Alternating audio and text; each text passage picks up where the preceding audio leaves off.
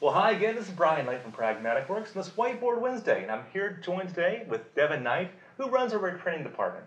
Today's Whiteboard Wednesday topic is choosing the right Microsoft reporting tool. Now, there's lots of areas in gray here. Now, we're going to really focus on which one is best for certain areas like collaboration. Now, there could be all these. You can make an argument on that, saying, yeah, reporting sources can do collaboration. So don't take this the wrong way. This is really focused on which tool is really built around it. Yeah, and we're taking a different approach than a lot of people do. A lot of people think of, I have reporting services, I want to fit it in to solve all my problems, when really you should think about the problem first and which tool fits it best. So it's the old, when I have a hammer, everything looks like a nail. Right. Well, let's start with collaboration. By that we mean Devin's looking at a report, he can interact with the report, but he also can put comments on it. He can put his own, he can take that report, shift it in such a way where he can shift it and then republish it out there. Yeah, absolutely. Which tool is really best for collaboration? Well, I think Performance Point has some features that are already enabled inside of it, where you can put comments on different cells inside of a scorecard and that sort of thing, where you can interact with others and say, hey, this number doesn't look right. Can you take a look at it? And you can actually place that in the report itself. So that's a nice functionality. That's in the scorecard piece, right? Correct. So within a scorecard Performance Point, you have that capability. Excel's another great one. So Excel, publishing out Excel workbooks that you've developed on your personal machine. You can publish those out to SharePoint, have some connectivity where you can chat with others about what's going on with that one. Well, if Excel's in here, then Power Pivot must be in here also, I assume, right? Yeah, for most cases in this, when we go through this, you'll think if Power Pivot fits one, or if Excel fits one, Power Pivot also fits, because they're both Excel-based. Okay. Well, the cool thing is now, if you own Excel, you own Power Pivot also. Right, absolutely. So ease of development, I'll take that one, I think. As far as ease of development, to me, reporting services has had a lot more customizability, but it is a lot trickier to learn, isn't it? Right, so the learning curve on our reporting services will be greater, while some of the other ones are definitely going to be more easy. Right, so from ease of development, I would comfortably be able to hand over a report to an Excel writer, business analyst, and say, go. Power Pivot may require a little more work because I have to create the data sets and all that. So I'm not sure I'm willing to put Power Pivot up there. There's a little training that may be needed for it. Probably an hour of training if I get there. Power View, though, definitely has an ease of use. I can tell somebody in 10 minutes how to do it. Yeah, sure. Overall, they can do Power View in no time. Performance Point, though, I don't really think that requires once you figure it out, it's not hard. Right. It's definitely not the level of reporting services as far as complexity goes, but it does require a little more work. Yeah, Performance Point's definitely probably the biggest learning curve. Reporting services has a learning curve as well, but Performance Point is a new concept, a new way of looking at creating reports, so I would agree with you there. Between these two, I would think really it's almost a push. I like Power View so much because it's that much more visual. Yeah. I would almost lean toward Power View being the easiest of all. I would agree, and that's why it's kind of draw also, because Power View is now built into Excel 2015. That's true. So really the whole interface has now been pushed into there as well. Well, how about end user tool? What do you think about so let's talk about which of these can be considered an end user tool. Which can you hand off to an end user and say, hey, go? I think it depends on who the end user is also, right? Sure. So let's assume a novice BA, a novice technology user, so a department head maybe, something like that, who doesn't know much about writing queries and those kind of things. Who can we give that tool? Well, no-brainer here. I would definitely say Excel is in that same boat, and a lot of this will kind of coincide with ease of development. You would think if it's easy to do, that the end user can probably handle it. So I would say end users for also probably something like Power View. It's definitely marketed as an end user tool, and I think it fills that marketing campaign that they pushed there with it. I would also argue that now for the use case I gave of that, the very novice business user, technology business user, I would say Power Pivot's not the case. But however, if I go up that technology curve and I get a finance guy who knows how to do pivot tables and all that, I would say I'll put a check plus on this. Sure. If they know how to do pivot tables and all that, then I really think Power Pivot's a good answer for a finance guy or a power user or something. Yeah, this is definitely where some discussion comes in, because I think Power Pivot's one of those that, depending on your expertise, and like you mentioned, once you go up and up in the scale of technology expertise, Power Pivot is one that when it initially came out, it required a lot of training for the end users to get them up to that scale. So dashboards. Yeah. This is a very qualified discussion also. It is, because just about every one of these tools has dashboard components with it. Even Excel, for goodness sakes, it has where you can download gauges off the office tools. And so let's start with the best one. I mean, the best one for dashboarding in my eyes is probably Performance Point. It has scorecarding built into it. My goodness, you actually create what's called a new dashboard there. Yes. So it actually is very, very easy to create those dashboards from that, and scorecards and reports from that. Sure. So as far as ease of what it's meant for, Performance Point is definitely meant for dashboarding. Performance Point is the dashboarding tool right now within the Microsoft stack.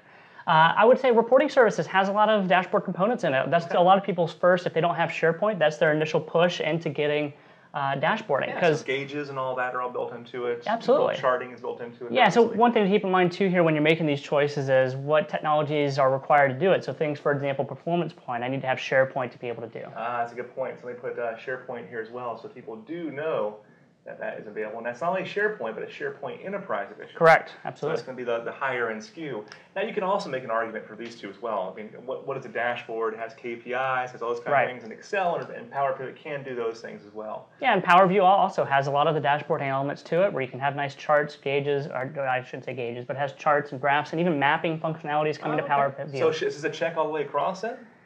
I mean, I would leave these two Excel ones off. I mean, again, this is some lively debate here where you can consider whether you want to call Excel a dashboard. I've actually seen some pretty impressive reports that end users have developed from Excel that I would probably call a dashboard. Yeah. But it requires a little more work to do it, though. Yeah, absolutely, absolutely. Make it look pretty like a dashboard. Interactivity, this is also a very subjective word here also. I mean, even Reporting Services has interactivity of actions. Yeah. But as far as the best tool for interactivity to me, it's probably these two guys right here. Oh, easily, yeah. So Performance Point, once the report is built, I can right-click on it, drill down, I can drill sideways, and go all sorts of ways. Decomp trees. Decomposition trees. Again, once I have SharePoint, it requires nothing to be installed on the end user. Now, Power View, you also think that's a good interactive tool as well. Absolutely, yeah. Power View has where you can click on different elements of a chart and it filters every other object. It talks a lot. You have the tiles that you can actually use as filters, images that can be used for filtering, that sort of thing. It's pretty beautiful stuff. Yeah, absolutely. So definitely, though, if these are the best tools, now we can still make an argument for these two tools also. Sure. You have in these two, you have slicers, things like that. So there is an argument in just about every one of them where you have some kind of interactivity with it. So I'll put check marks do a light gray check. A light gray check. Yeah, it's definitely interactive. I mean, when you talk about building it, you can't call it not interactive. Yeah. Now customization. Now this is, to me, I've got a CEO, and he wants that pixel perfect reports with our brand colors on there. He wants them dropped in his inbox every single day. Not in his inbox. He wants them printed out and put on his desk with the right number circled. Well, you perfectly there just described Reporting Services. That's the pixel-perfect reporting tool where I can do just about any kind of customization I want, I can do through Reporting Services. Yeah, the one that's weakest at it's going to be Power View. Power View, Performance Point, a lot of them are relied on the metadata inside like the column names. If column names are as they are in the database, that's how they're going to show in these tools here. Which makes it easy to use, but it also makes it less flexible, right? Absolutely.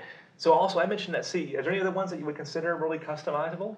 Again, you could have the argument go talk about Excel and Performance Point, where Excel you can really make some customizations to it. But I think I would leave Reporting Services as the customizer. Yeah, I think so too.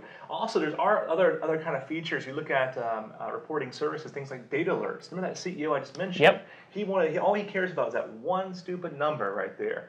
And data alerts, you can put an alert on that report. It says, if my profitability falls above a certain mark, then email me that one number. Right. Also, that's part of SharePoint. So that's all part of SharePoint, but for Reporting Services. Yep. So Reporting Services, if your CEO cares about the branding, the color, the exact pixel perfect kind of reporting, that is the strongest. And Power View will be the weakest as far as like the branding and the customization.